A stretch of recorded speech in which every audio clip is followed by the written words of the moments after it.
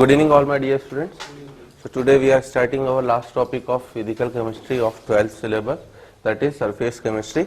Since it is a theoretical topic, so I am going to study this with the help of slides and giving you the idea. Basically in surface chemistry, what is the basic meaning? The chemistry which takes place on the surface, है ना, बस ये हमारा सीधा सा meaning है। ऐसी chemistry जो सरफेस पर होती है उसे सरफेस केमिस्ट्री बोला जाता है। और इसमें आपको केवल तीन मेजर फिनोमेना को डिस्कस करना है। First one is adsorption, second one is colloids और तीसरा आपका catalysis. The part of catalysis is same as we discussed in the chemical kinetics, यानी ना ग्राफ वगैरह स्टडी करे थे। यहाँ तो एक्टिवेशन एनर्जी को बढ़ा देगा या घटा देगा, तो वो वाला पार्ट आपका सेम है। तो majorly we are focusing on adsorption और कोलाइड्स, है ना। अब एड्सॉर्प्शन का जनरल मीनिंग क्या है कि ना, अगर जैसे ये पानी यानी धुल जाता है मेरा और मैं चौक से इंक धुल जाती है, जैसे चौक को उसके ऊपर रोल करूं तो चौक क्या करेगी, उस इंक को एड्सॉर्ब करेगी। केवल आपको कहां पे दिखाई देगी, वो सरफेस पर। आप तोड़ के देखोगे तो अंदर आपको ब्लू कलर दिखाई देने वाला नहीं है। Majorly it will be present on the किसके ऊपर, सरफेस। और अगर उसी इंक को आपने इस स्पंज रख दिया उस इंक के ऊपर तो क्या होगा, ये उसे एब्जॉर्ब कर लेगा। What is the basic difference कि एड्सॉर्प्शन में जो भी कंसंट्रेशन हाई होगा वो ओनली एट द कहां पर होगा, सरफेस पर। बल्क में कोई फिनोमेना नहीं होने वाला। जबकि एब्जॉर्प्शन में क्या होता है आपका, अंदर तक पूरा बल्क फिनोमेना ना, अंदर और बाहर सब तरह यूनिफॉर्म कंसंट्रेशन हो जाता है। ये बेसिक मीनिंग है। कितने तरह का एड्सॉर्प्शन होता है, इसके क्या क्या थर्मोडायनेमिक पैरामीटर्स होते हैं, तो that we are going to study, है ना। तो सबसे पहले मैं इंट्रोडक्शन दूं अगर, तो surface chemistry is that branch of chemistry which deals with the study of phenomena occurring at the surface और interface, that is at the boundary separating two bulk phases. ऐसा होता क्यों है कि बाउंड्री वाला पार्ट हमारा डिस्कस होता है। तो इफ यू रिमेम्बर, हमने, है ना, वेपर प्रेशर जब मैंने आपको समझाया है तब भी मैंने बात करी थी कि इफ कोई मॉलिक्यूल बल्क में है आपका ए, इसके ऊपर क्या होगा, ऊपर से भी कुछ ना कुछ फोर्स ऑफ अट्रैक्शन है, नीचे से भी कुछ ना कुछ क्या है आपका फोर्स ऑफ अट्रैक्शन। लेफ्ट से है तो राइट से भी, इस डायरेक्शन से होगा तो इस डायरेक्शन में भी, इस डायरेक्शन से है तो इस डायरेक्शन में, मतलब इसके ऊपर हर डायरेक्शन से किस तरह के फोर्सेस लग रहे हैं, बैलेंस्ड फोर्सेस, ठीक है। तो दैट्स व्हाई इसकी कहीं भी मूव करने की टेंडेंसी नहीं होती। बट द मॉलिक्यूल, है ना, तो ये बल्क मॉलिक्यूल है हमारा, तो molecule which is present in the bulk. अब जो मॉलिक्यूल सरफेस पे प्रेजेंट होगा, ठीक है, बाकी सभी डायरेक्शन से तो इसके ऊपर भी यूनिफॉर्म फोर्स ऑफ अट्रैक्शन है, बट डाउनवर्ड डायरेक्शन से देखोगे तो ऊपर वाली डायरेक्शन को,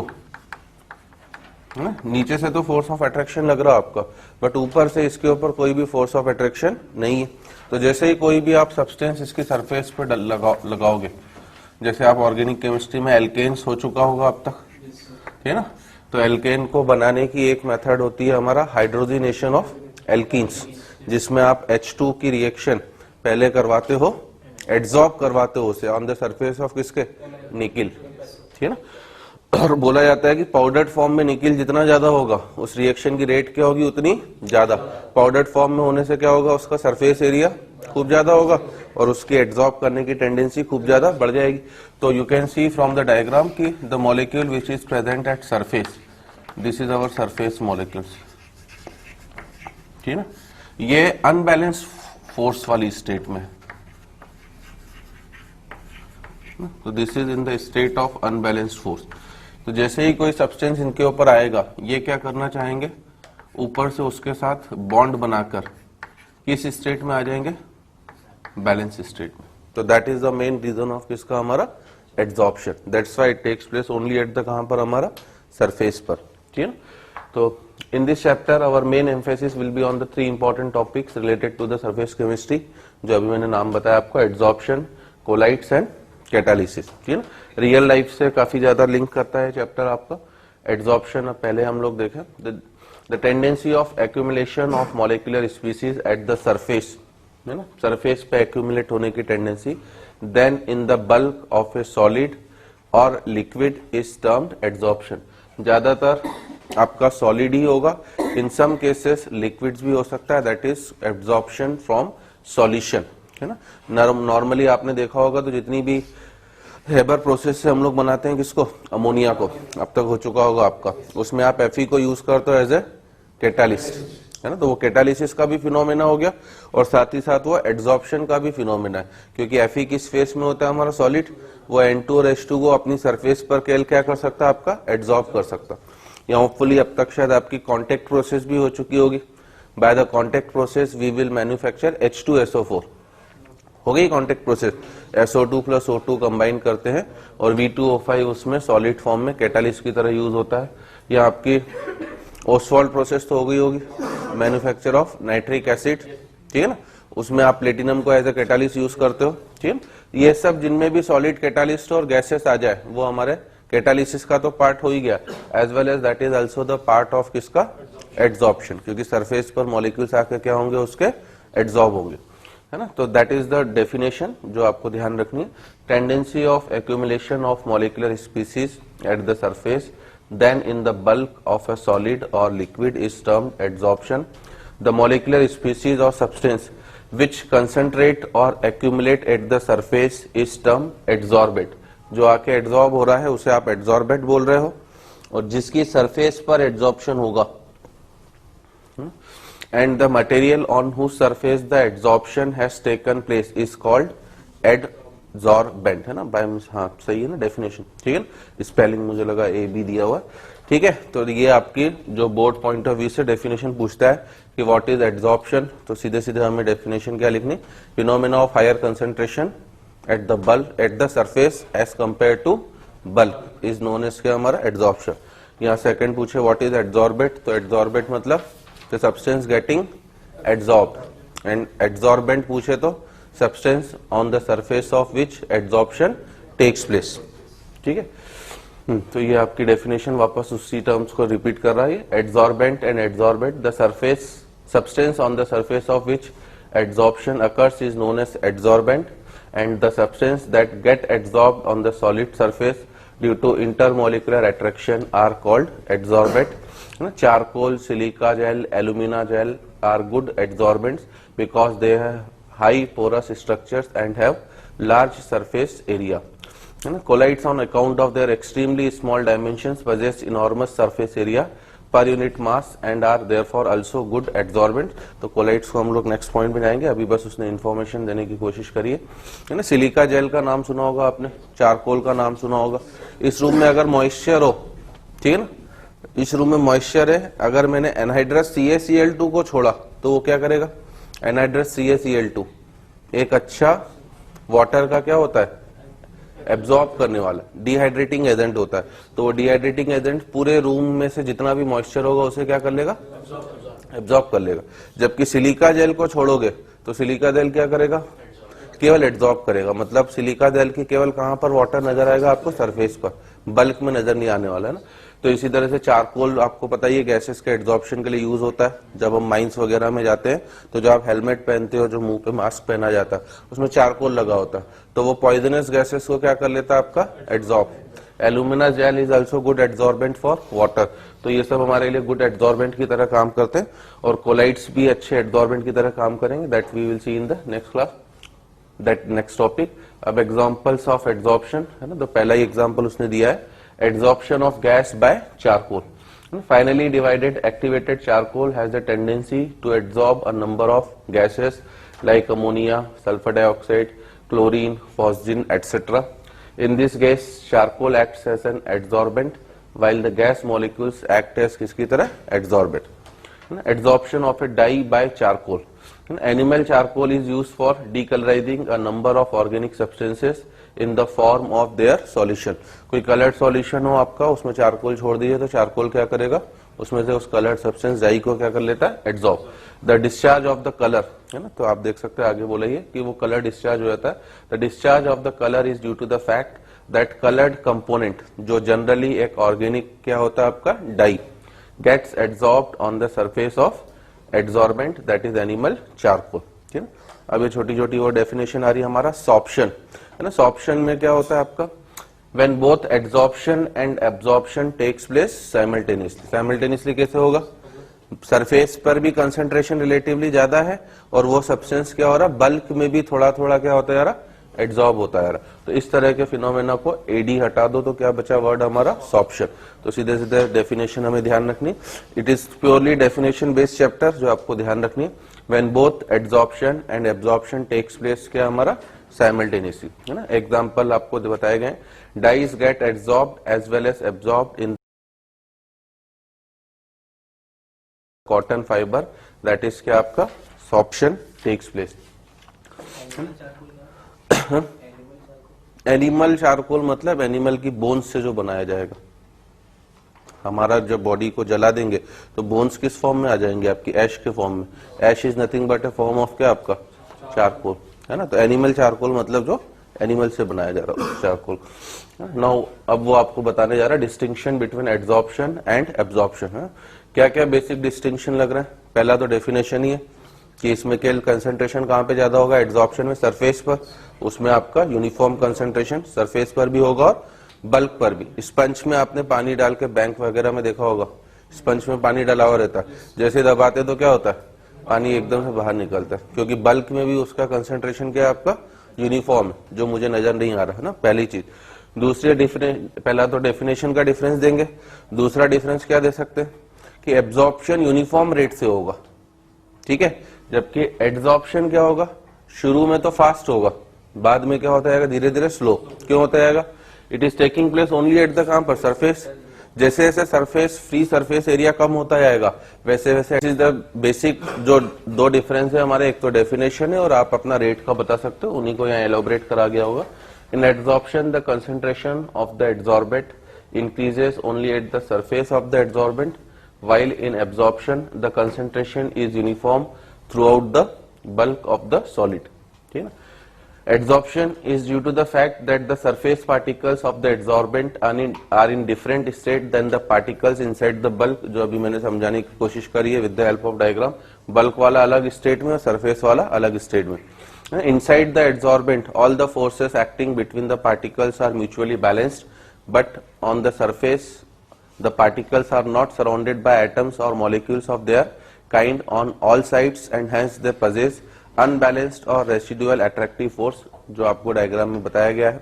These forces of the adsorbent are responsible for attracting the adsorbate particle on its surface। जैसे ही कोई नया पार्टिकल आया, इस अनबैलेंस फोर्स ऑफ स्टेट की वजह से ये क्या करेंगे, उसे अपनी सरफेस पर एड्सॉर्ब करेंगे। थर्मोडायनेमिक्स ऑफ द एड्सॉर्प्शन, अब जैसे हमने इलेक्ट्रोकेमिस्ट्री में भी थर्मोडायनेमिक्स की बात करी थी, तो थर्मोडायनेमिक्स में आपको delta G, delta S, delta H, तीन चीजों की बात करनी है। एंथैल्पी ऑफ एड्सॉर्प्शन, अगर डेफिनेशन पूछे मुझसे तो बस एंथैल्पी हमेशा कितने मोल के लिए डिफाइंड होती है, 1 मोल। तो क्या डेफिनेशन देंगे, enthalpy change when 1 mole of adsorbate is adsorbed on the surface of adsorbate, this is हमारा डेल्टा एच। और पॉजिटिव होगी कि नेगेटिव होगी, है ना। तो ये एड्सॉर्बेट है, नीचे वाला बेंट है, ऊपर वाला जो एड्सॉर्ब हो रहा है वो एड्सॉर्बेट।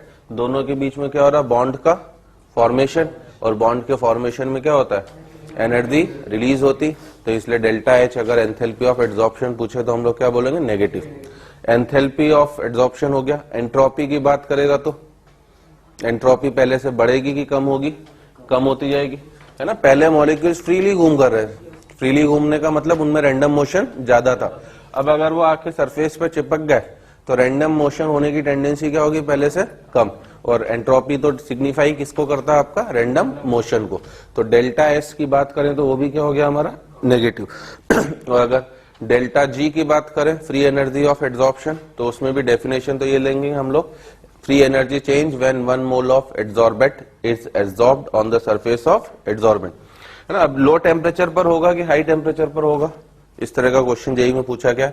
तो मुझे थर्मोडायनेमिक्स से पता ही है कि डेल जी किसके बराबर होता है, del H minus T delta H, ठीक है ना। Delta H enthalpy of adsorption, आपने अभी बोला negative, because there is bond formation between adsorbate and adsorbate. Delta H की बात करूं तो ये भी नेगेटिव। अब कोई भी प्रोसेस स्पॉन्टेनियस होने के लिए क्या कंडीशन होती है, उसका डेल्टा जी क्या होना चाहिए, नेगेटिव, ठीक है ना। ठीक है, तो अब डेल जी को नेगेटिव होने के लिए अगर मैं टेम्परेचर के ऊपर कंडीशन रखूं तो टेम्परेचर लो होना चाहिए कि हाई होना चाहिए, टेम्परेचर लो होना चाहिए, है ना, क्योंकि ये नेगेटिव है, ये नेगेटिव और ये नेगेटिव मिलकर क्या बना देंगे उसे पॉजिटिव। अब टेम्परेचर तो कभी नेगेटिव तो हो नहीं सकता, लोएस्ट पॉसिबल टेम्परेचर कितना होता है हमारा 0 केल्विन 270 माइनस का 273 डिग्री सेल्सियस, तो टी तो नेगेटिव हो नहीं सकता, T is always positive. T positive है, ये नेगेटिव ने नेट क्या बना दिया पॉजिटिव। मुझे डेल जी नेगेटिव चाहिए, तो डेल जी नेगेटिव तभी हो सकता है जब इसका मैग्नीट्यूड इस वाले फैक्टर के मैग्नीट्यूड से क्या हो आपका ज्यादा हो, और it is possible only at कहां पर हमारा लो टेम्परेचर, है ना। वैसे भी बायोलॉजी का आप समझ सकते हो कि अगर आपने टेम्परेचर बढ़ा दिया तो टेम्परेचर बढ़ाने से जो मॉलिक्यूल जुड़ा था ये कोई स्ट्रॉन्ग फोर्स ऑफ अट्रैक्शन तो है नहीं, है ना, ये कौन सा है आपका वीक फोर्स ऑफ अट्रैक्शन, हल्के से जुड़ा हुआ वो आपका। अगर आपने टेम्परेचर बढ़ा दिया तो बॉन्ड क्या होगा आसानी से टूट जाएगा, टूटते ही मॉलिक्यूल क्या हो जाएगा हमारा भाग जाएगा। तो ये तीन चीजें हमसे पूछ सकता है, डेल एच, डेल एस और डेल्टा जी, उसी को यहाँ समझाने की कोशिश करी गई है। तो adsorption is an exothermic process, जो मैंने अभी बताया, because there is bond formation हो रहा है, therefore delta H of adsorption is always negative. When a gas is adsorbed the entropy of the gas decreases, that is delta H भी क्या हो गया हमारा negative. So adsorption is accompanied decrease in enthalpy as well as entropy of the system. ठीक है, for a process to be spontaneous, the requirement is that delta G must be negative. On the basis of equation del G equals to del H minus T delta S, जो अभी मैंने explain करी है, del G can be negative if delta H has sufficiently high negative values as minus of T delta S is क्या आपका positive, है ना। Thus in adsorption process which is spontaneous, delta S is negative and delta H is also sufficiently negative, and as a combination of these two factors delta G is also negative. So del H becomes less and less negative as adsorption proceeds further and further. Adsorption जितना ज्यादा further होगा मतलब bond formation क्या होगा उतना ही ज्यादा, तो delta H की वैल्यू क्या होती जाएगी उतनी ही नेगेटिव में कम होती जाएगी, है ना। Ultimately delta H becomes equal to T delta S and delta G becomes 0, that is the state of equilibrium which is attained. तो कुछ समय के बाद यहाँ पर भी क्या एस्टेब्लिश हो जाएगा आपका इक्विलिब्रियम, है ना। तो ये तो थियोरेटिकल फॉर्म में हो गया। डेफिनेशन फॉर्म में हमें बस तीन चीजें, एंथैल्पी ऑफ एड्सॉर्प्शन क्या होता है, एंट्रोपी क्या होता है और फ्री एनर्जी, तीनों की डेफिनेशन में आपको बस 1 मोल के लिए बोलना है। एंथैल्पी डेल्टा H के लिए एंथैल्पी चेंज बोलोगे, enthalpy change when 1 mole of adsorbent is adsorbed on the surface of adsorbent. Delta S के लिए एंट्रोपी चेंज व्हेन 1 मोल, और डेल्टा G के लिए फ्री एनर्जी चेंज व्हेन 1 मोल, है ना। और अगर आपसे बोर्ड में थ्योरेटिकल क्वेश्चन पूछे कि लो टेम्परेचर पर सुटेबल है कि हाई टेम्परेचर, तो उसका रीजन हमने अभी डिस्कस कर लिया, है ना। लॉजिक से भी बोल सकते हो, डेल्टा G से भी बोल सकते हो ना। ये मैथमेटिकल एक्सप्रेशन हो गया, और वो लॉजिकल कि टेम्परेचर बढ़ाते ही मॉलिक्यूल्स की एस्केपिंग टेंडेंसी क्या होगी और बढ़ेगी, तो एड्सॉर्प्शन की टेंडेंसी क्या हो जाएगी हमारी कम, ठीक है। तो यही सब अब डेफिनेशन इसने बाद में दे दी। Enthalpy of adsorption, it is the amount of heat released when 1 mole of an adsorbent gets adsorbed on a particular adsorbent, ठीक है ना, at absorption equilibrium. It depends upon the nature of both adsorbent as well as adsorbent, ठीक है ना, क्योंकि किस तरह का बॉन्ड बन रहा है उससे हर एक की डेल्टा H की वैल्यू क्या होगी आपका अलग अलग। अगर आपने निकेल की सरफेस पर हाइड्रोजन करवाया तो बॉन्ड थोड़े से अलग होंगे, प्लेटिनम की सरफेस पर H2 करवाया तो बॉन्ड का नेचर थोड़ा सा क्या होगा आपको और अलग होगा, और फाइनली डिवाइडेड प्लेटिनम लिया तो और अलग होगा। तो इसलिए उन दोनों के नेचर के ऊपर भी डिपेंड करेगा ना। Now we are coming for types of adsorption, इसके ऊपर जेईई में क्वेश्चन पूछे गए। तो बेसिकली दो तरह के एड्सॉर्प्शन होते हैं, एक फिजिकल होता है और एक केमिकल, ना। दोनों में फर्क इतना है कि फिजिकल में जो फोर्स ऑफ अट्रैक्शन होगा एड्सॉर्बेंट और एड्सॉर्बेट के बीच में, वो वॉन डर वाल फोर्स ऑफ अट्रैक्शन होता है, which is a secondary bond आपका। जबकि केमिकल में ये जो बॉन्ड होता है ये केमिकल बॉन्ड होता है, मतलब एक कोवालेंट बॉन्ड टाइप्स का आपका कुछ बन जाएगा, उसी को यहाँ पे समझा रहा है। There are 2 main types of adsorption of gases on solids. If accumulation of the gas on the surface of a solid occurs on account of weak van der Waals force, the adsorption is termed as physical adsorption, या जिसे आप फिदिशॉर्प्शन भी बोलते हो, है ना। When the gas molecules or atoms are held to the solid surface by chemical bonds, the adsorption is termed as chemical adsorption or chemisorption, है ना। The chemical bonds may be covalent or ionic in nature. The chemisorption has a rather high energy of activation and is therefore often referred to be activated adsorption. जब भी chemical bond बनेगा तो we have seen in the chemical kinetics कि हमेशा वहां पर कौन सा कॉन्सेप्ट आता है, एक्टिवेशन एनर्जी, क्योंकि रिएक्टेंट प्रोडक्ट में तब तक कन्वर्ट नहीं होगा जब तक वो एक्टिवेशन एनर्जी के बैरियर को क्रॉस नहीं कर लेता, ठीक है ना। तो इसलिए वो बोल रहा है कि इसलिए हम केमिकल एड्सॉर्प्शन को केमिसॉर्प्शन भी बोल सकते हैं, as well as we can also say activated adsorption, है ना। Sometimes this two process occur simultaneously and it is not easy to ascertain the type of adsorption.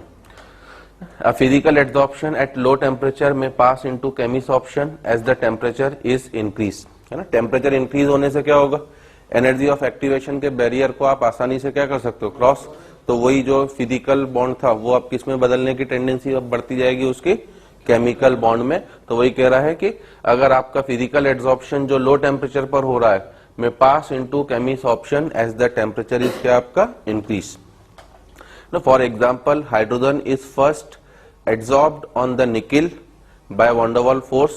Molecules of the hydrogen then dissociate into hydrogen atoms. आप temperature बढ़ाते जा रहे हो तो H2 molecule के बीच में जो बॉन्ड था वो क्या हो गया आपका, टूट गया, एटम्स में आ गए, and are held on the surface by किससे, केमिसॉर्प्शन, ठीक है ना। और यही प्रोसेस होती है। अगर आपको मैकेनिज्म ऑफ हाइड्रोजनेशन बताया गया हो तो पहले सॉलिड सरफेस पर हाइड्रोजन आके जुड़ता है आपका फिजिकल एड्सॉर्प्शन से, फिर H और H2 और H2, है ना। सपोज करो this is my nickel surface, तो H2 और H2 जो आते हैं इनके बीच में एक weak force of attraction bond बनता है। जैसे जैसे टेम्परेचर बढ़ता है ये बॉन्ड क्या होता जाता है आपका, ब्रेक, और ये बॉन्ड आपका क्या होता जाता, स्ट्रॉन्ग, है ना। तो पहले तो वो फिजिक्स ऑप्शन था, अब ये कौन से ऑप्शन में बदल गया, Cummins option.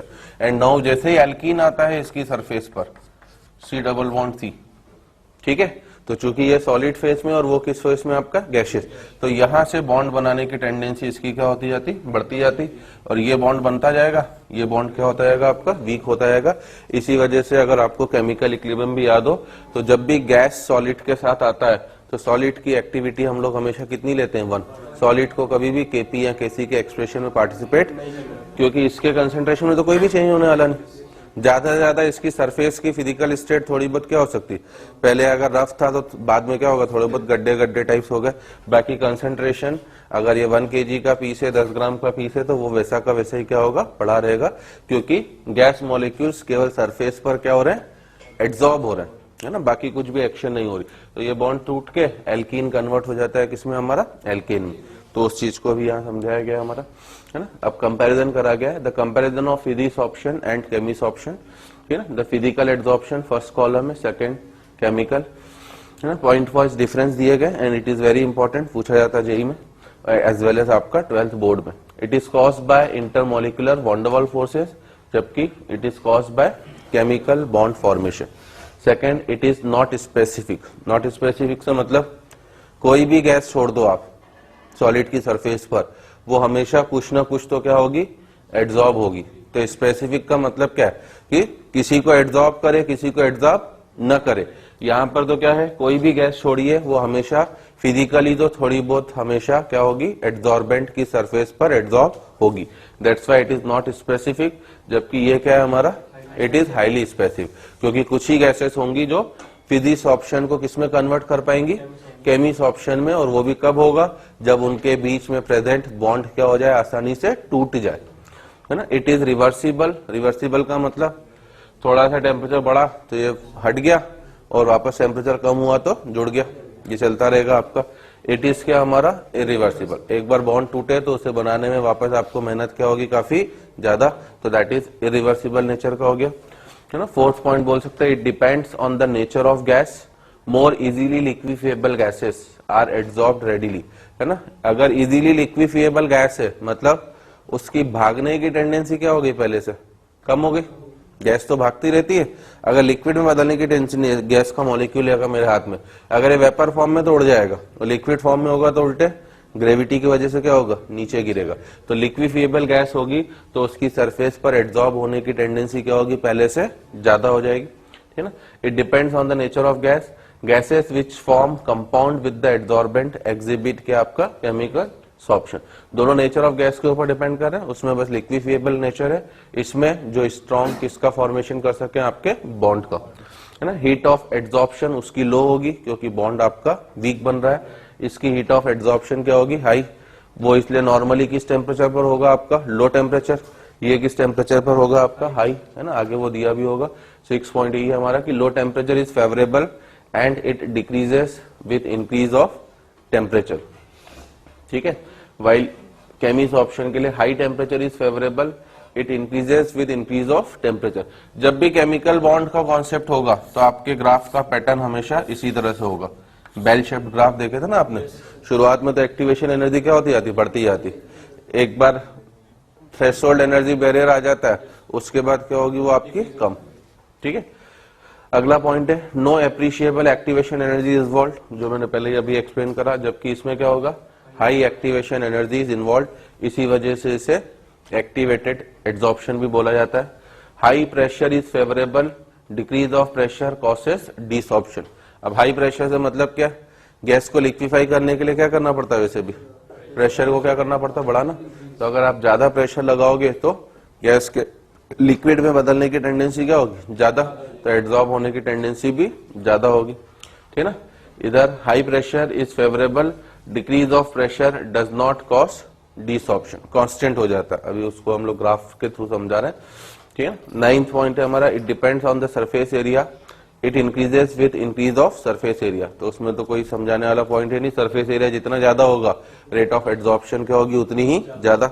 It also depends on the surface area, ये भी डिपेंड करेगा आपका, है ना, increases with increase of surface area, ये दोनों पॉइंट्स के लिए सेम है ना। Next point it forms multi layers on adsorbent surface, जबकि ये हमारा इट फॉर्म्स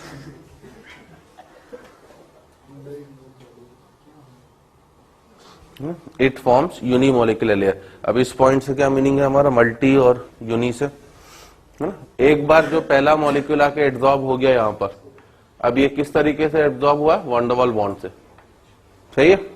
अगला जो मॉलिक्यूल आएगा, अब हमें तो पता है दो मॉलिक्यूल के बीच में हम केमिकल बॉन्डिंग में वैन डर वाल्स फोर्सेस पढ़ चुके हैं, इन दो मॉलिक्यूल के बीच में फिर से कौन सा बॉन्ड बन सकता है, वैन डर वाल्स। तो ये भी फिजिकल था, ये भी एक तरह से फिजिकल, फिर अगले में भी कौन सा बन सकता है आपका, फिजिकल। तो ये इस तरह से मल्टी मॉलिकुलर क्या होती जाएंगी, आपकी लेयर बनती जाएगी। जबकि इसमें यूनिमोलिकुलर लेयर क्यों है, अगर पहला वाला केमिकल है, मान लीजिए केमिकल एड्सॉर्प्शन है, तो अगला वाला डेफिनेटली कौन सा होगा, फिजिकल ही होगा।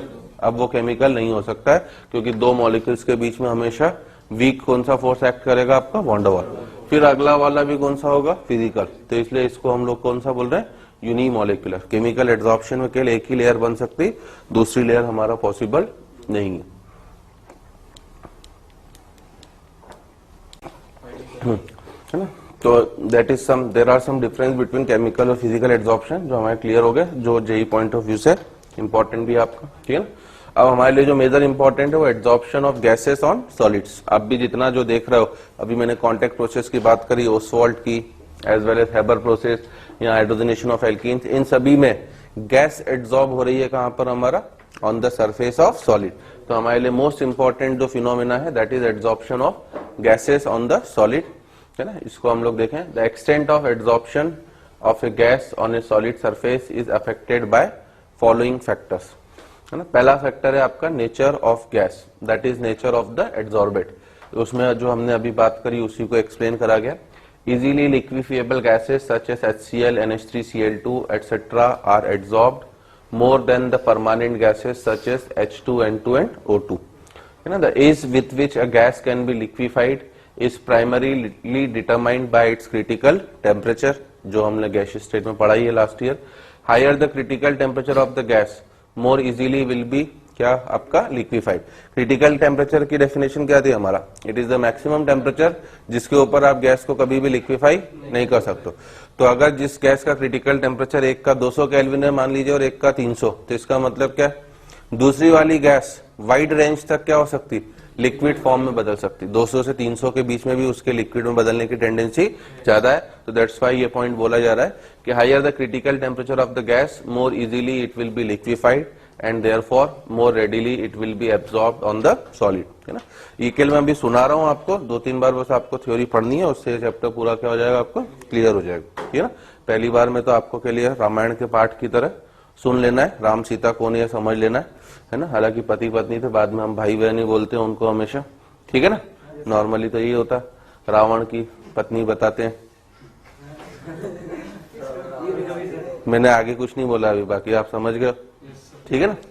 चलो, नेचर ऑफ एड्सॉर्बेंट। अब एड्सॉर्बेंट के नेचर से मीनिंग क्या है, अगर आपने फाइनली डिवाइडेड फॉर्म में लिया एड्सॉर्बेंट तो रेट ऑफ एड्सॉर्प्शन उतना ही ज्यादा, और नॉर्मल आपने फॉर्म में लिया है, जैसे इसी को तोड़ के चूरा फॉर्म में कर दूं तो चूरा फॉर्म में होने से क्या होगा, इसकी वाटर को एड्सॉर्ब करने की टेंडेंसी और ज्यादा बढ़ेगी। तो वही बस पॉइंट है हमारा। The extent of adsorption of a gas depends upon the nature of adsorbent. Activated charcoal, that is activated carbon, metal oxide, silica gel and aluminium oxides, clay, मिट्टी को भी देखा होगा, can adsorb gases which are easily liquefied. Gases such as H2, N2 and O2 are generally adsorbed on finally divided transition metals like nickel and cobalt, वो हम लोग देख चुके हैं already. Activation of adsorbent, activation से मतलब उसकी surface area को बढ़ाना, है ना। Metallic adsorbents are activated by mechanical rubbing और by subjecting it to some chemical reaction, ताकि उनकी सरफेस थोड़ी सी क्या हो जाए, जो स्मूथ थी वो थोड़ी सी सरफेस क्या हो जाए, खुरदरी टाइप्स की हो जाए। तो खुरदरी होने से क्या होगा, चिपकने की टेंडेंसी मॉलिक्यूल्स की क्या होगी, आपकी बढ़ेगी, ठीक है ना। To increase the adsorbing power of the adsorbents, they are subdivided into, इसके अंदर हमारा smaller pieces, as a result the surface area is increase and therefore the adsorbing power also increases, ठीक है। अब हमारा आ रहा है इफेक्ट ऑफ टेम्परेचर, जैसे इसको तो हम बाद में पढ़ रहे हैं, ये ग्राफ जेई में पूछा गया है। तो अगर मैं इस ग्राफ को देखूं x बाय m, है ना, what is the meaning of x by m, extent of adsorption. x है कितना मास एड्सॉर्ब्ड हो रहा है, किसका, एड्सॉर्बेट का, और m है पर unit mass of the adsorbent, ठीक है। तो इसे x बाय m को हम एक्सटेंट ऑफ एड्सॉर्प्शन बोलते हैं। अगर मैं इस ग्राफ में देखूं, टेम्परेचर बढ़ने पर लगातार ये ग्राफ क्या होता जा रहा है मेरा, कम, तो दैट मीन इट इज कौन सा एड्सॉर्प्शन हो गया, फिजिकल, क्योंकि फिजिकल एड्सॉर्प्शन का था कि इट ऑलवेज डिक्रीजेस विद किसके साथ, इंक्रीज ऑफ टेम्परेचर। और इस तरह का ग्राफ हमेशा किसके लिए होता है, केमिकल फोर्सेस के लिए। तो ये डेफिनेटली कौन सा वाला एड्सॉर्प्शन होगा मेरा, केमिस ऑप्शन, है ना। उसी को यहाँ पर समझाया गया है। Mostly the process of adsorption is exothermic and reverse process of desorption is endothermic. If the above equilibrium is subjected to increase in the temperature, then according to Lee-Chatelier's principle, with the increase in temperature, desorption will be favored, है ना। Physical adsorption decreases continuously with increase in temperature, whereas chemisorption increases initially, शुरू में बढ़ेगा, shows a maximum in the curve and then it decreases क्या आपका continuously, ठीक है ना। तो ये ध्यान रखना है आपको। The initial increase in chemisorption with increase in temperature is because of the activation energy required. That is why the chemisorption is also known as activated adsorption, जो हम पहले बोल चुके। A graph between degree of adsorption, जिसे आप extent of adsorption भी बोलते हो, मैंने x और m का मीनिंग बता दिया। x है mass of adsorbate और m है आपका mass of adsorbent, कि पर यूनिट मास में adsorbate का कितना मास आकर क्या हो रहा है हमारा, adsorb, and the temperature T at constant pressure of the adsorbate gas is known as adsorption isobar, है ना। आइसोबार का मतलब भी क्या होता है, आइसो का मतलब सेम, बार का मतलब क्या आपका प्रेशर। तो ये जो ग्राफ हमने प्रीवियस वाले ग्राफ देखे हैं, ये किस पर है, आपके कांस्टेंट प्रेशर पर। We are only seeing the effect of किसका, टेम्परेचर, ठीक है ना। अब हम लोग जा रहे हैं इफेक्ट ऑफ प्रेशर, जो थोड़ा इंपॉर्टेंट है आपका। The extent of adsorption of a gas per unit mass of the adsorbent depends upon the pressure of the gas also. The variation of extent of adsorption expressed as x by m, where x is the mole, है ना। In fact आप इसे मास भी बोल सकते हो, mole of the adsorbate and small m is the mass of adsorbent and the pressure is given as below.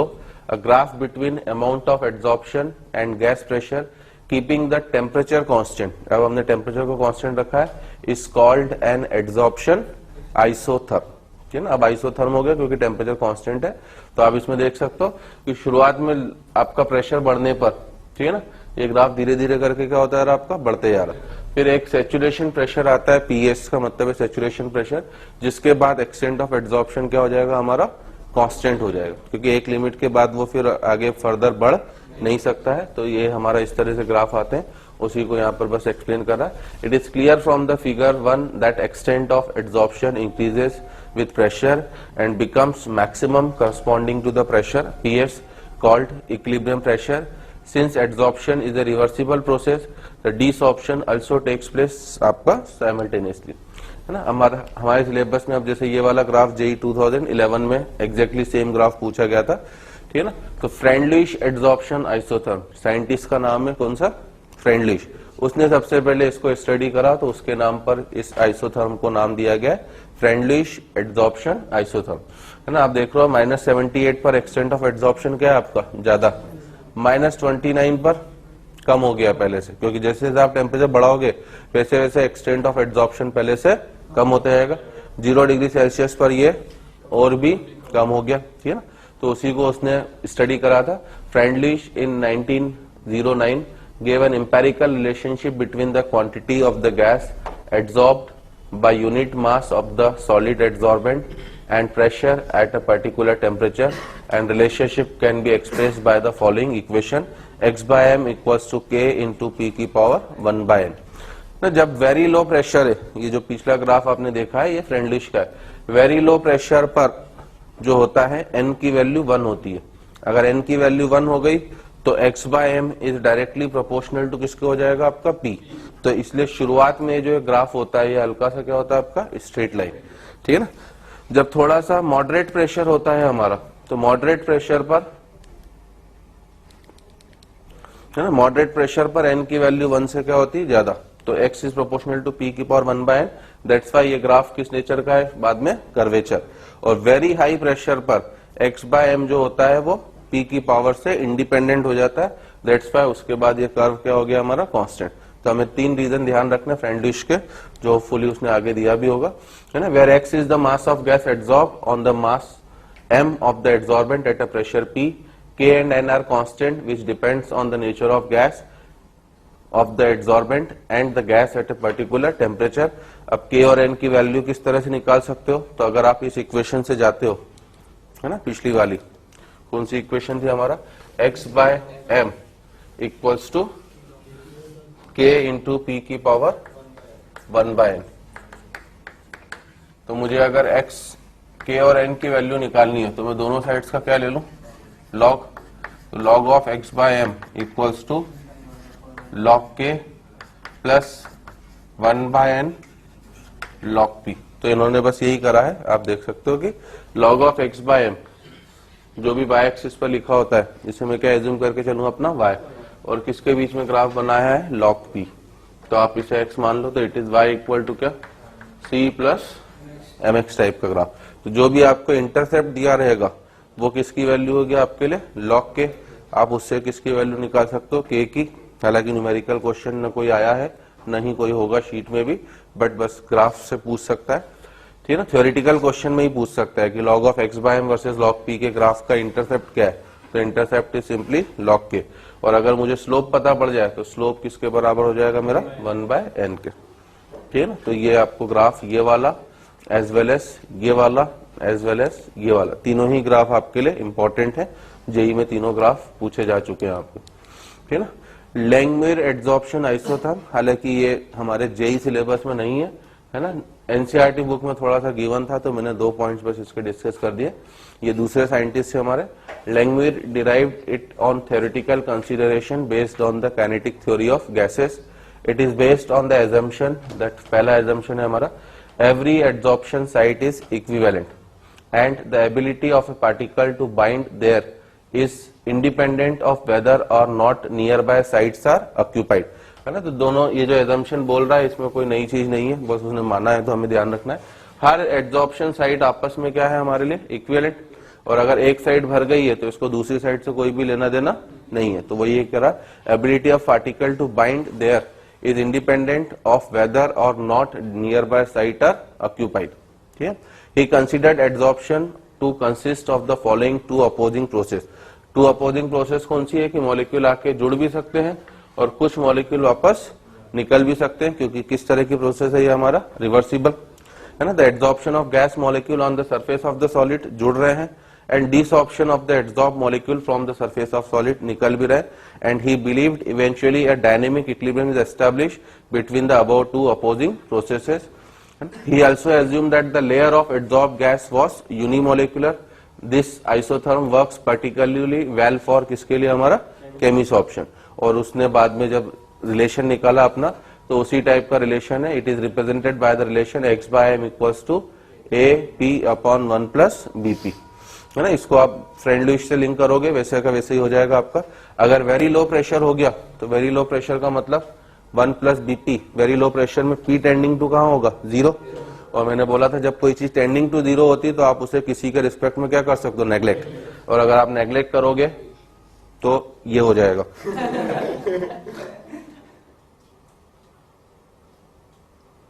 ठीक है. तो अगर आपने 1 BP को 1 के रिस्पेक्ट में नेग्लेक्ट करा तो x by m equal to किसके बराबर हो गया, AP. मतलब डायरेक्टली प्रोपोर्शनल टू किसके, प्रेशर. सिमिलर टू किसकी तरह, फ्रेंड-लुईस. ठीक है ना. अब मॉडरेट प्रेशर पर P की पावर 1 बाय n था, तो आप मॉडरेट प्रेशर पर क्या करो, इसको P से डिवाइड कर दो तो A upon 1 by P plus B. तो अब x बाय m और P का ग्राफ किस तरह का होगा आपका, कर्वेचर. और जब वेरी हाई प्रेशर हो जाएगा मतलब P टेंडिंग टू इंफिनिटी, तो अभी जो आपने डिवाइड करा था ऊपर तो A हो गया, नीचे 1 बाय P प्लस B बचा. ठीक है ना.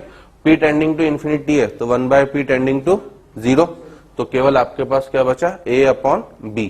और A अपॉन B मतलब क्या हो गया मेरा, कांस्टेंट. ठीक है ना. तो ये फ्रेंड-लुईस से पूरा मिलता जुलता है, बस इक्वेशन नहीं हो गई. फ्रेंड-लुईस ने इक्वेशन दी थी x by m equals to k P power 1 by n, और लैंगम्यूर ने इक्वेशन दे दी x by m equals to AP upon 1 plus BP, where A and B are Langmuir parameters at very high pressure. आया सभी को समझ में, क्या करा, वेरी हाई प्रेशर पे मैंने P से क्या करा, डिवाइड. P से डिवाइड करते ही ऊपर क्या बचा, केवल A, इधर 1 upon P plus B.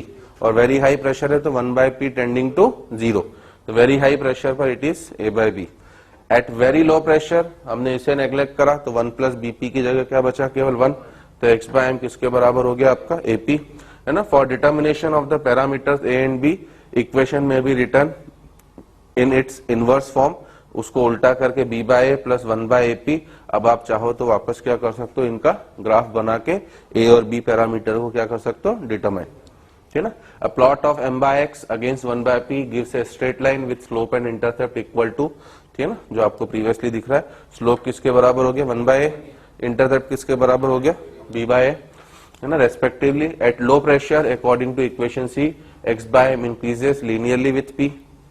At high pressure according to equation B, it becomes constant, that is surface is fully covered and change in pressure has no effect and no further adsorption takes place, which is clear from the figure. No figure नहीं, that figure is same for both. No figure नहीं, ये figure same है. शुरुआत में straight line, फिर curvature, और बाद में क्या आपका कांस्टेंट, चाहे वो फ्रेंड-लुईस हो चाहे लैंगम्यूर हो आपका. ठीक है ना. अब बस कुछ उसकी एप्लीकेशन है हमारा कि कहाँ कहाँ पर रियल लाइफ में से यूज करते हो, है ना. Applications of adsorption. पहला एप्लीकेशन गैस मास्क में, जो अभी आपको मैंने बोली थी. Activated charcoal is generally used in gas mask to absorb poisonous and toxic gases from air, है ना. ये होता भी अभी, लास्ट ईयर आ गया था स्वाइन फ्लू मार्केट में काफी ज्यादा, और स्वाइन फ्लू के लिए फिर बीच में लोगों ने क्या करना चालू करा था, मास्क पहनना चालू करा था. उन मास्क में क्या होता है, बेसिकली एक्टिवेटेड चारकोल होते हैं जो पॉइजनस गैसेस और वायरसेस को अंदर आने नहीं देते हैं, वो अपनी सरफेस पर क्या करते हैं, उसे एब्जॉर्ब, है ना. This mask are commonly use by the miners तो सबसे ज्यादा यूज करते हैं, because there are poisonous gases like CO, CH4 etcetera are in the atmosphere in coal mines. ये first important application. Second, in dyeing of clothes, coloured material को remove करना. Mordant such as alums are used in dyeing of clothes, है ना. Alum पता ही होगा ना आप सभी को. They absorb the dye particle which otherwise do not stick to the class. In dehumidifiers मतलब ह्यूमिडिटी को क्या करना, दूर करना. Silica gel is commonly used to absorb humidity और moisture from the air. Removal of colouring matter. Many substances such as sugar, juice and vegetable oils are colored due to the presence of impurities, and this can be decolorized by placing them in contact with adsorbent like activated charcoal or fuller's earth, है ना. ये मुझे भी नहीं पता क्या होता है. ठीक है. अब heterogeneous catalysis जो आपको बताइए, Ostwald process, contact process, Haber process, सब में the phenomena of adsorption is useful in heterogeneous catalysis. Metals such as Fe, nickel, platinum, palladium, etc. are used in manufacturing process such as contact process, Haber process, hydrogenation of oils, है ना. Their use is based upon the phenomena of किसका adsorption. Refining petroleum, silica gel is used as adsorbent in petroleum refining. Chromatography, chroma का मतलब क्या होता है आपका colour, है ना. डिफरेंट कलर को क्या करते हैं ना, adsorb. Chromatography, it is the method of separation of component and it is based on the preferential adsorption column is common device used, है ना. It is based on the preferential adsorption of, आगे छपा नहीं है इसमें एक line, preferential adsorption of adsorbate by adsorbent. अलग अलग कलर को क्या करेंगे वो अलग अलग मेथड से adsorbent करते हैं. Creating vacuum, high vacuum can be created by removing gases by क्या एड्सॉर्प्शन. गैस रिमूव करते जाओगे तो क्या क्रिएट हो जाएगा आपका वैक्यूम. किसी बॉटल से आप एयर खींचना चालू कर दो तो अंदर क्या होता है वैक्यूम, जिसकी वजह से बॉटल क्रश होती जाती है हमारी, ठीक है ना. तो ये सब हमारी जनरल एप्लीकेशन है. Adsorption indicators in the volumetric analysis, adsorption indicator is used. Surface of certain precipitate such as silver halide have the property of adsorbing some dye like, है ना, resin, fluorescein etcetera. In case of precipitation titration, that is AgNO3 versus NaCl of the indicator, adsorb at the end point producing a characteristic color of the precipitate. इसका भी उतना ज्यादा use नहीं, ठीक ना. इन froth flotation process, metallurgy अभी नहीं हुई ना आपकी, तो फ्लोथ फ्लोटेशन प्रोसेस में मेटलर्जी में आपका यूज होगा. Softening of hot water, ion exchange resin, हमने हार्डनेस ऑफ वाटर में अगर आपको ध्यान हो तो पढ़ी थी मेथड का नाम कि आयन एक्सचेंज रेजिन क्या करते हैं, आयंस को एक्सचेंज करते हैं. Used for softening of hard water is based upon selective and competitive adsorption of the ions on the resin, ठीक है ना. The organic polymers containing groups like COOH, SO3H, NH2 etc. are possess the property of selective adsorption of ions from the solution. These are quite useful in the softening of क्या water. अब ये सब real life के phenomena है. अभी आपको केवल ध्यान रखना है ना, क्योंकि आप इन्हें जब लेबोरेटरी में देखोगे तब आपको फीलिंग आएगी कि वास्तव में ऐसा होता है. हमारे लिए जो मोस्ट इंपॉर्टेंट है, मैंने तो 8-10 यूज बोल दिए. अगर थियोरेटिकल पॉइंट ऑफ व्यू से आपसे बोर्ड में पूछ ले तो गैस मास्क का तो आप आसानी से याद रख सकते हो, ये रियल लाइफ से आपको पहले ही पता है. रिमूविंग ऑफ कलरिंग मैटर, ये सेकंड याद रख सकते हो. हेटेरोजेनियस कैटालिसिस आपके लिए इंपॉर्टेंट है, 3, है ना. क्रिएटिंग वैक्यूम बोल ही सकते हो आप, 4, ठीक है ना. इनमें से और 5वें नंबर पर आप याद रख सकते हो कौन सा, froth flotation process, because metallurgy की ये काफी इंपॉर्टेंट प्रोसेस होती है. तो दैट कंप्लीट्स अवर एड्सॉर्प्शन. बस इतने से पॉइंट है इसमें आपको जो ध्यान रखना है, ठीक है ना. मैं 5 मिनट में रिवाइज करवा दे रहा हूं फिर से. क्या था एड्सॉर्प्शन में हमारा, ability of substance to get adsorb on the surface is known as क्या हमारा एड्सॉर्प्शन, जिसको एड्सॉर्प्शन बोला जाता है हमारा. एड्सॉर्प्शन और एब्सॉर्प्शन में डिफरेंस क्या था, एक में बल्क होता है फिनोमेना और एक कौन सा फिनोमेना, सरफेस. एक एड्सॉर्प्शन शुरू में तो फास्ट होता है, बाद में धीरे धीरे स्लो, है ना, और वो यूनिफॉर्म रेट से आपका चलता रहता. सॉर्प्शन क्या था हमारा, जब एड्सॉर्प्शन और एब्सॉर्प्शन दोनों एक साथ होने लग जाए. डिसॉर्प्शन क्या था हमारा, है ना, एड्सॉर्ब सब्सटेंस का वापस बाहर निकलना, उसे हम लोग क्या बोलते हैं, डिसॉर्प्शन. डिहाइड्रेशन, डिहाइड्रोजिनेशन, डिहाइड्रोएरोजिनेशन सब आप ऑर्गेनिक में पढ़ ही चुके हो. तो डिहाइड्रोजिनेशन का मतलब हाइड्रोजन का निकलना, डिहाइड्रेशन का मतलब पानी का निकलना, डिहाइड्रोएलोजिनेशन का मतलब हेलोजन और हाइड्रोजन दोनों का निकलना. तो ऐसे ही डिसॉर्प्शन का मतलब जो सब्सटेंस एड्सॉर्ब हो गया उसे क्या करना है, आपको बाहर निकालना है, ठीक है. एड्सॉर्प्शन के एंथैल्पी ऑफ एड्सॉर्प्शन पूछे तो 3 टर्म्स थे उसमें, डेल्टा G, डेल्टा H और डेल्टा S. डेल H हमेशा नेगेटिव, डेल एस भी हमेशा नेगेटिव. डेल्टा जी को नेगेटिव बनाने के लिए टेम्परेचर को आपको लो रखना पड़ेगा. हाई टेम्परेचर पर रिवर्स फिनोमेना मतलब डिसऑप्शन होने लग जाएगा. एड्सॉर्प्शन 2 तरह का था, केमिकल और फिजिकल. दोनों के बीच के डिफरेंस आपको याद रखने कि फिजिकल में वॉन डर वॉल था, उसमें केमिकल बॉन्ड. फिजिकल मल्टीमोलिकुलर होता है, जितनी लेयर चाहो उतनी बना सकते हो, वो यूनिमोलिकुलर. फिजिकल रिवर्सिबल नेचर का होता है, वो इरिवर्सिबल. फिजिकल स्पेसिफिक नहीं था क्योंकि कोई भी गैस, जबकि वो क्या था आपका हाईली स्पेसिफिक. फिजिकल टेम्परेचर के साथ लगातार कम होता जा रहा था, ग्राफ हमने देखा था, जबकि केमिकल वाला शुरू में बढ़ता है मैक्सिमम होके फिर कम होता है आपका. तो इस तरह के वो 5-6 पॉइंट ऑफ डिफरेंस आपको अपने ध्यान रखने हैं. और फिर गैसेस के एड्सॉर्प्शन को कौन कौन से फैक्टर्स अफेक्ट करते हैं, नेचर ऑफ गैस क्या है, नेचर ऑफ एड्सॉर्बेंट क्या है, एक्टिवेशन ऑफ एड्सॉर्बेंट मतलब उसकी सरफेस को खुरदरा बना दो, उसके सरफेस एरिया को बढ़ा दो, ठीक है ना। और अगला पॉइंट था आपका प्रेशर। तो प्रेशर के लिए हमारे पास दो तरह के आइसोथर्म आपको याद रखने, एक लैंगमुयर एड्सॉर्प्शन आइसोथर्म, एक आपका फ्रेंडलिश, ठीक है ना।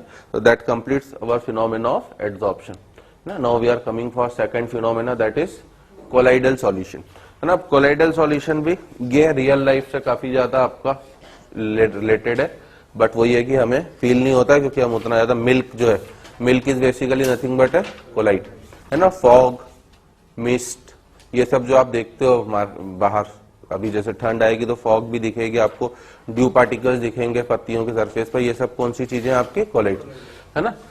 पहले मैं सॉल्यूशंस को क्लासिफाई करूं तो we have already studied solution and colligative properties, पढ़ चुके हम लोग। वहां पर हमने टर्म लिखी थी ट्रू सॉल्यूशन, है ना। जब भी आप किसी चीज को पानी के अंदर डिसॉल्व करो, जैसे इस चॉक को पानी के अंदर डिसॉल्व करता हूं पाउडर फॉर्म में, तो तीन चीजें हो सकती हैं, या तो ये पूरी तरह से डिसॉल्व हो जाएगा, मतलब मेरे पास पानी है, मैंने उसके अंदर डाला पाउडर फॉर्म में, मुझे अगर कुछ भी नहीं दिखाई देता है वो, तो क्या बोलूंगा मैं, ये पूरी तरह से क्या हो गया, डिसॉल्व, वो होता है आपका ट्रू सॉल्यूशन, ठीक है ना। दूसरे, अब ट्रू सॉल्यूशन का मतलब क्या, इतना फाइनली डिवाइडेड डिसॉल्व हो चुका होगा कि आप माइक्रोस्कोप से भी देखने जाओगे तब आपको पार्टिकल्स नजर आने वाले नहीं है। दूसरे टाइप के सॉल्यूशन होते हैं, जैसे NaCl को पानी में डाला तो नमक कभी भी आपको पानी में दिखाई देने वाला नहीं है। ये पानी जो मेरे पास पड़ा हुआ है तो मैं देख के नहीं बता सकता हूँ कि ये नॉर्मल वाटर है कि सॉल्टेड वाटर। मैंने सॉल्यूशन में भी आपको एग्जांपल दिया था, ये केवल आप पी के देख सकते हो, बता सकते हो टेस्ट के डिफरेंस है आपका, है ना, क्योंकि नमक इसमें थॉरोली क्या हो चुका है, डिसॉल्व हो चुका। तो ये किस तरह का सॉल्यूशन है, मेरा ट्रू सॉल्यूशन। अब मैंने इसी के अंदर रेती डाली तो क्या होगा, रेत तो डिसॉल्व होनी नहीं, वो तो सीधे सीधे नीचे आके क्या हो जाएगी, बैठ जाएगी। दैट इज नोन एज क्या, सस्पेंशन। सस्पेंशन का मतलब जो सस्पेंड हो गया, ठीक है। तो ट्रू सॉल्यूशन में तो माइक्रोस्कोप से भी दिखाई नहीं देने वाले, सस्पेंशन में नेकेड आई से ही दिखाई देंगे। इन दोनों के बीच की स्टेट होती है क्या, कोलाइड्स, जो नेकेड आई से तो दिखाई ना दे बट माइक्रोस्कोप की हेल्प से क्या हो जाए, दिखाई दे जाए। उनके पार्टिकल की साइज रिलेटिवली क्या होती है, बड़ी होती है। तो on the basis of particle size आप अपने सॉल्यूशन को तीन कैटेगरीज में डिवाइड करते हो। सस्पेंशन, जिसमें पार्टिकल की साइज काफी बड़ी है, greater than 10⁻⁵ centimetre. True solution, जिसमें पार्टिकल की साइज काफी छोटी है, लेस देन 10⁻⁷ सेंटीमीटर, ठीक है ना। इन दोनों के बीच की स्टेट है कौन से सॉल्यूशन, हमारे कोलाइडल सॉल्यूशन। 10⁻⁷ सेंटीमीटर से तो बड़ी है बट 10⁻⁵ से छोटी है। मतलब अगर आप इसको आर्मस्ट्रॉन्ग के टर्म में बताओगे तो 10⁻⁷ सेंटीमीटर मतलब 10 आर्मस्ट्रॉन्ग, क्योंकि 1 आर्मस्ट्रॉन्ग इक्वल टू 10⁻⁻8 और 10⁻⁵ का मतलब 1000। तो अगर पार्टिकल की साइज 10 आर्मस्ट्रॉन्ग से छोटी है तो ट्रू सॉल्यूशन, 10 से 1000 के बीच में है तो कोलाइड, और 1000 से भी बड़ी हो गई आर्मस्ट्रॉन्ग के टर्म्स में तो वो आपका सस्पेंशन, है ना। तीनों को मैंने फिजिकली कोशिश करी फील कराने की, कि फील हो ही गया होगा कि नमक पूरी तरह से डिसॉल्व होगा, ट्रू सॉल्यूशन, रेती पूरी तरह से मुझे दिखाई देने वाली है वो सस्पेंशन, और बीच वाली स्टेट हमारे लिए क्या होगी, कोलाइडल सॉल्यूशन, ठीक है ना। अब इन्हीं के बारे में हम लोगों को पढ़ना है। जैसे ट्रू सॉल्यूशन में आप सॉल्वेंट और क्या टर्म यूज करते थे, सॉल्यूट। अब कोलाइड्स के लिए आप टर्म यूज करोगे डिस्पर्स्ड फेस और डिस्पर्जन मीडियम। डिस्पर्स फेस मतलब जो डिसॉल्व हो रहा है, डिस्पर्जन मीडियम मतलब जो उसे डिसॉल्व कर रहा है। डीपी और डीएम की बात करेंगे। A colloidal system is homogeneous होगा कि हेट्रोजीनियस, हेट्रोजीनियस। क्यों, क्योंकि पार्टिकल्स आपको माइक्रोस्कोप की हेल्प से अलग अलग नजर आ रहे हैं। ट्रू सॉल्यूशन की डेफिनेशन ही क्या थी, a true solution always forms homogeneous mixture, जिनमें से आप कंपोनेंट को आप नॉर्मल फिजिकल मेथड से कभी भी सेपरेट नहीं कर सकते हो, इन्हें आप सेपरेट कर सकते हो। That's why colloidal system is heterogeneous in character. It consist of two phases, एक डिस्पर्स्ड फेस होती है जिसे आप डिसॉल्व कर रहे हो, and second one is dispersion medium. तो हम लोग डीपी और डीएम की बात करेंगे, दोनों की डेफिनेशन दी गई है आपको। पहला dispersed phase, it is the component present in smaller portion, वहां पर इसे सॉल्यूट बोलते थे, बस यहाँ पर आप इसे डीपी बोलोगे। And it is just like a solute in A true solution. For example in the colloidal state of sulphur in water.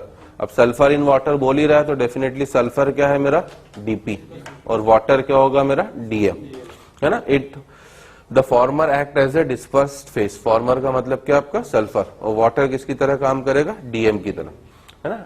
Dispersion medium DM, it is normally the component present in किसके अंदर, excess, and it is just like a solvent in case of आपका solution. The particles of the disperse phases are scattered in the dispersion medium in a colloidal system. Suspension में तो क्या हुआ, एक ही जगह जाके बैठ गए, कोलाइडल में क्या हो गया आपका, डिस्पर्स हो चुके, ठीक है ना। तो वो बस वही बता रहा कि the particles of the disperse phase are scattered in the dispersion medium in a colloidal system. Classification of colloids, सब थ्योरेटिकल चीजें ध्यान रखना है, और 2-3 बार थ्योरी पढ़ोगे याद हो जाएगा। अलग अलग तरीके हैं।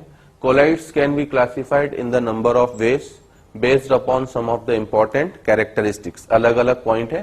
पहला है कि डीपी और डीएम की फिजिकल स्टेट क्या है। अब डीपी और डीएम नॉर्मली जो फिजिकल स्टेट हम लोग पढ़ते हैं वो कौन कौन सी है, या तो सॉलिड होगा, या लिक्विड होगा, या गैस। तो 3 तरह का डीपी हो सकता है, 3 तरह का डीएम, 3×3=9, है ना। 9 तरह के बन सकते हैं, बट अगर आप इधर देखोगे तो केवल 8 ही तरह के हैं। 1 2 3 4 5 6 7 8, एक गायब है। कौन सा गायब है आपका, जब दोनों डीपी और डीएम गैस हो जाए। क्यों गायब है वो, है ना, वो इसलिए गायब है कि अगर आपने गैस और गैस को मिलाया तो वो कभी भी हेट्रोजीनियस मिक्सचर नहीं बना सकते। वो तो हमेशा कौन सा मिक्सचर बनाएंगे, होमोजीनियस। हर गैस दूसरे में क्या होगी, इजीली मिक्सअप हो जाएगी। अभी यहाँ से जो मैं एयर ले लूं इस रूम से, तो उस एयर में मुझे पता ही है कि air is a homogeneous mixture of किसका, गैसेस। कौन कौन सी गैसेस प्रेजेंट है उसमें, O2, N2, argon, CO2, helium, small small quantities में तो खूब सारी है। तो डेट्स वाई एक आपका फेज गायब है, गैस गैस वाला। उसके अलावा 8 तरह के हो सकते हैं। तो पहला क्लासिफिकेशन हमारा यही है, depending upon whether the DP, vibration हो रहा, अर्थक्वेक तो नहीं आ रहा ना, पानी भी हिल रहा मेरा। Depending upon whether the disperse phase and dispersion medium are solid, liquid और gases, 8 type of colloidal system are possible, है ना। A gas mixed with another gas forms a homogeneous mixture, जो मैंने अभी बोला, and that's why it is not a colloidal system. Typical examples of the various type along with their characteristics names are given in the table, जो आपको ध्यान भी रखना है ना। डीपी गैस हो, डिस्पर्जन मीडियम लिक्विड हो, तो इसे फोम और फ्रोथ बोला जाता है, ठीक है ना। Soap, sols, lemonade froth, whipped cream, ये सब जो आप यूज करते हो। गैस डीपी हो और वो डिजोल्व हो रहा हो किसमें, आपका सॉलिड में, तो इधर आपने नॉर्मल फोम बोला था, अब इसे आप क्या बोल रहे हो, आपका सॉलिड फोम, है ना। Pumice stone, styrene foam, foam rubber, ये सब बस नाम याद रखने, जो 1-2 आप याद रख सको अच्छी बात है, नहीं तो बस आपको टाइप याद रखना है। लिक्विड आपका डीपी हो, वो डिजोल्व हो किसके अंदर, गैस, ऐसे को हम लोग एरोसॉल्स और लिक्विड्स, एरोसॉल्स ऑफ लिक्विड्स बोलते हैं। इसके एग्जांपल है flog, clouds, fine insecticides, स्प्रेस। Liquid में डिजोल्व हो जाए तब इमल्शन बनते हैं। इसका परफेक्ट एग्जांपल हमारा मिल्क है, ठीक है ना। मिल्क कैसे है परफेक्ट एग्जांपल, उसमें जो फैट होता है वो लिक्विड फॉर्म में होता है, आपने देखा हो तो दूध में कभी कभी ऊपर क्रीम टाइप्स की नजर आती है आपको, है ना, तो वो लिक्विड का एग्जांपल है। लिक्विड सॉलिड, ऐसे को हम लोग जेल्स बुलाते हैं, दैट इज चीज, butter, boot polish, jellies etcetera. Solid अब अगर गैस में डिजोल्व हो जाए तो ये भी एरोसॉल है, बट इसे हम लोग एरोसॉल ऑफ क्या बुला रहे हैं, सॉलिड। और इसके एग्जांपल है हमारे स्मोक एंड क्या, डस्ट। सॉलिड लिक्विड में डिजोल्व हो रहा है तो सिंपली सॉल्ट्स बोल रहे हो, है ना। मोस्ट, मस्ट लिखा हुआ, most paints, starch disperse in water, gold sol, muddy water, ink etcetera.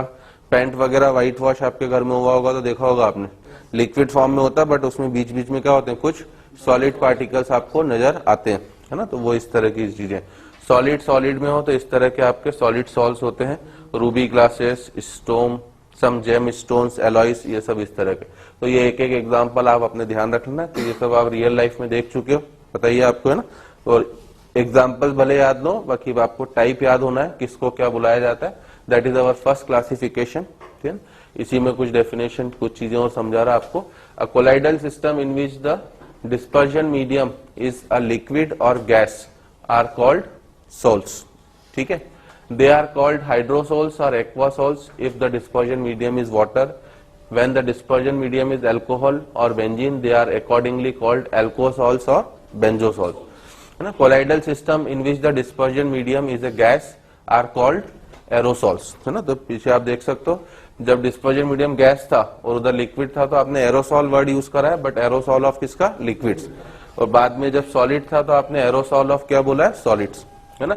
जब भी आपका मीडियम जो है, सॉल्ट्स वर्ड कब कब यूज करो, जब आपके लिए डीपी क्या हो, या तो सॉलिड हो या फिर क्या हो आपका लिक्विड. इधर आपने नॉर्मल सोर्स बोला है, नीचे वाले को आपने क्या, सॉलिड सोर्स बोला है.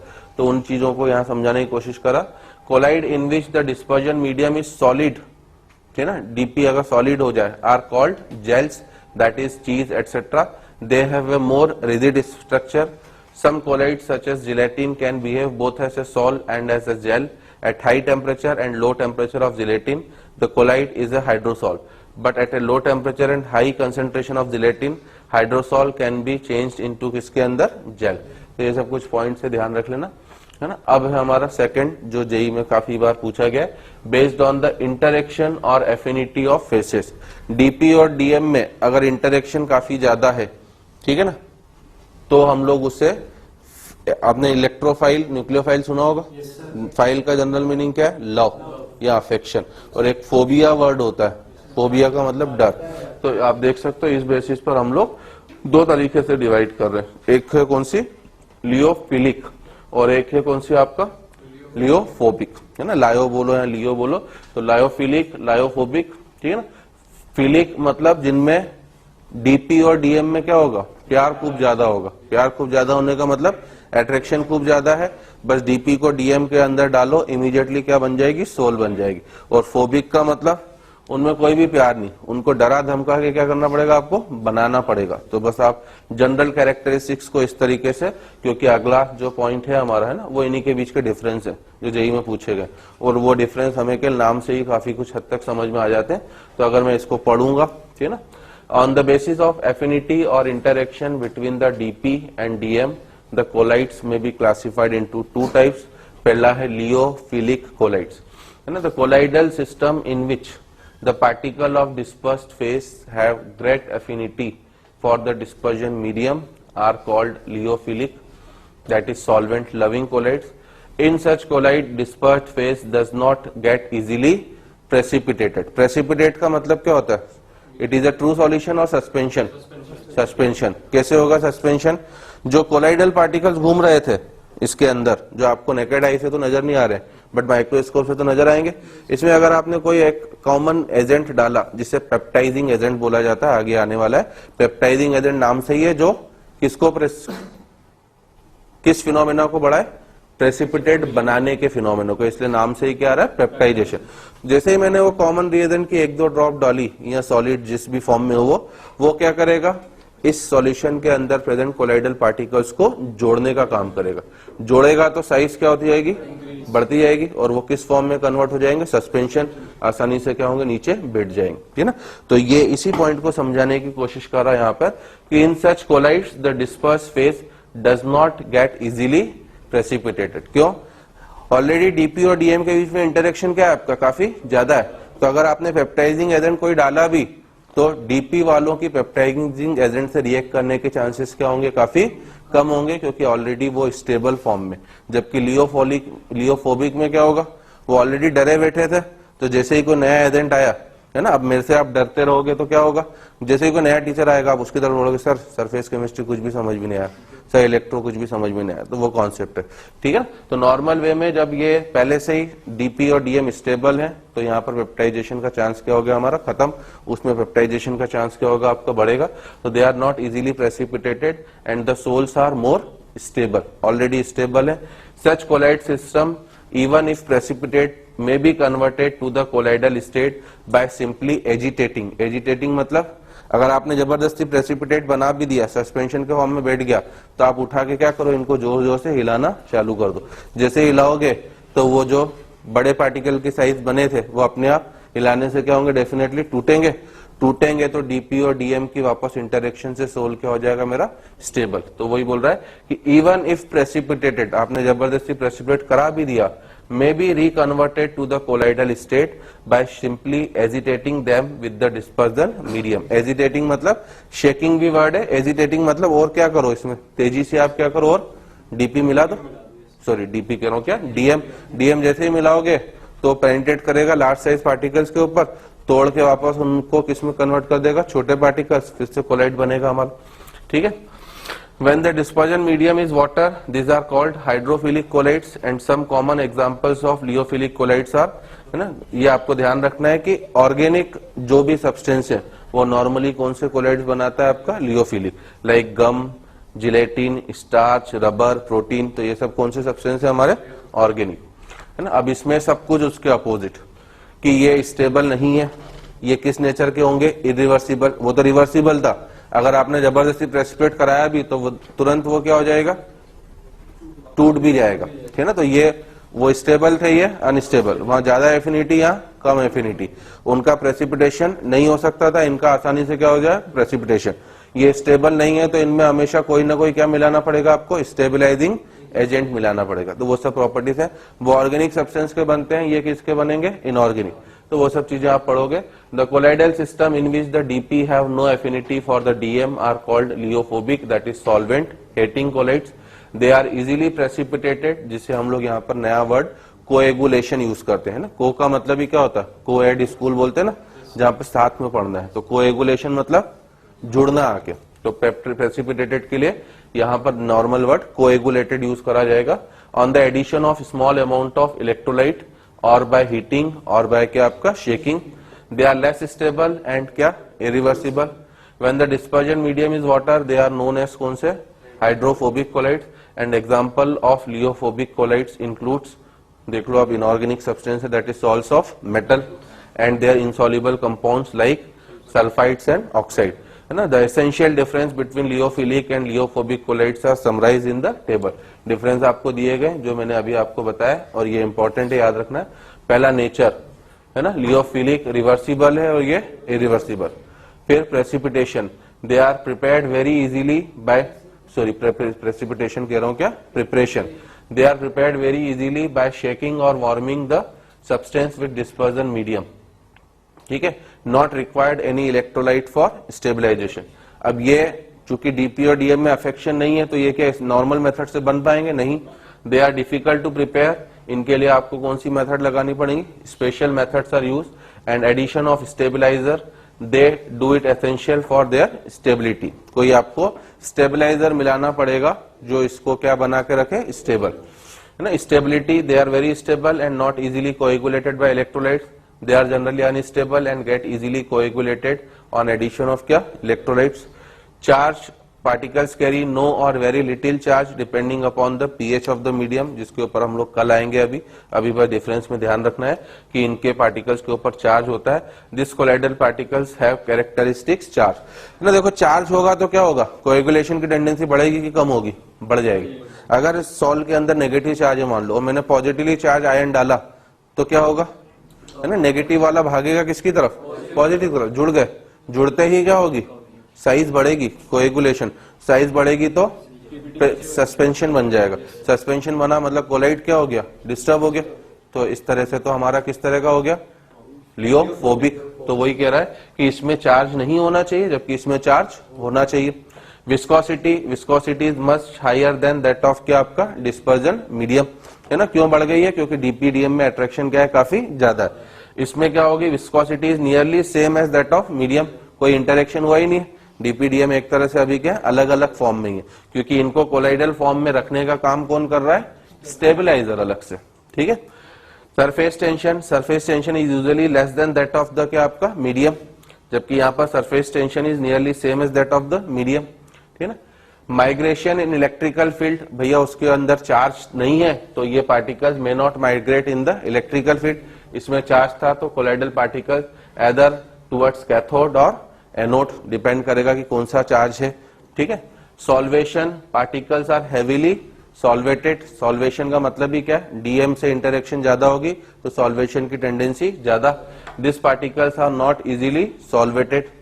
Visibility, this particles can not be seen under ultra microscope, क्योंकि काफी ज्यादा अट्रैक्शन है, एक तरह से ट्रू सॉल्यूशन की तरह है ना। बट ट्रू सॉल्यूशन इसलिए नहीं बोल रहे हैं क्योंकि size of particles true solution की साइज से ज्यादा है।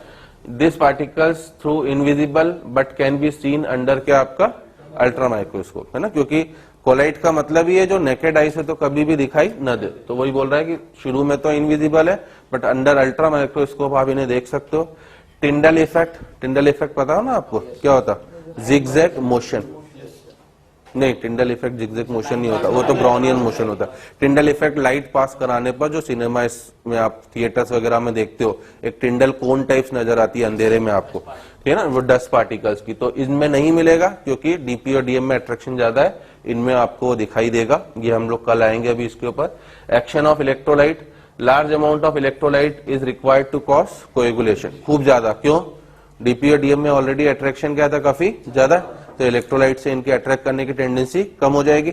बट इलेक्ट्रोलाइट भर भर के डाल दिया तो हो सकता है कोएगुलेशन आपका हो जाए, और इसमें small amount of electrolyte is sufficient to cause coagulation, है ना। एग्जांपल्स मेनी ऑर्गेनिक सब्सटेंस, वो मैंने बता ही दिया, और इसमें जनरली कहा आपके इनऑर्गेनिक सब्सटेंस, है ना। तो इस तरह से अभी और भी क्लासिफिकेशन है जिनके ऊपर हम लोग नेक्स्ट क्लास में कल आगे बढ़ेंगे।